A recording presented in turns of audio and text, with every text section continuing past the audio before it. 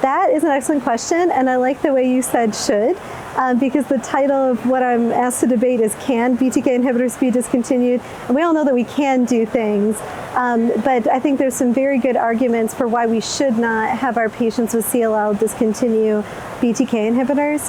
And I think the major reason, there's actually, there's a few, but the major reason is the best outcomes we really have in CLL today, particularly for initial therapy, is with a strategy of continuous BTK inhibitors.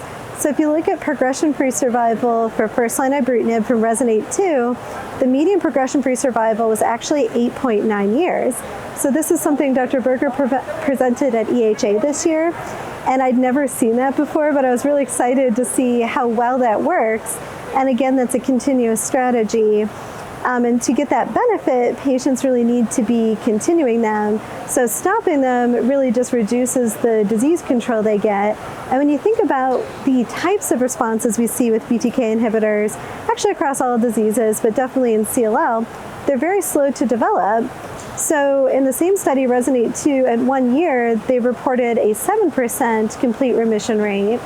And then if you go out to like 7 or 8 years, you've got close to a third of people achieving that remission rate, or the complete remission rate.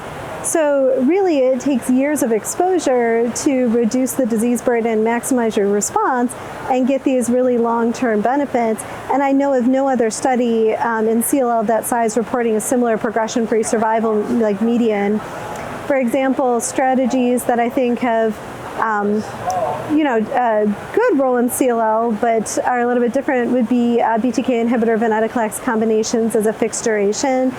Those have been studied, are highly effective, but at the same meeting, which was EHA this year, I reported follow-up from a study at our institution of ibrutinib, venetoclax, and obinutuzumab fixed duration for like around a year of treatment. And the median progression-free survival in patients taking it as an initial therapy was actually 7.4 years. So it was shorter than a continuous ibrutinib monotherapy strategy. So I think that's really the best evidence that these really should be continuous therapies, or a plan for continuous therapy.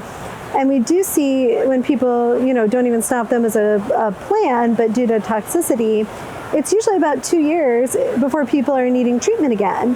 So to maximize the benefit, these are really continuous drugs. I do think that there are some arguments towards making them fixed duration that mostly have to do with information we don't have yet about how to sequence therapies over the lifespan of our CLL patients. But I think the major reason to continue them is just that to really get the benefit, you get the best responses and the best progression-free survival with this dosing strategy.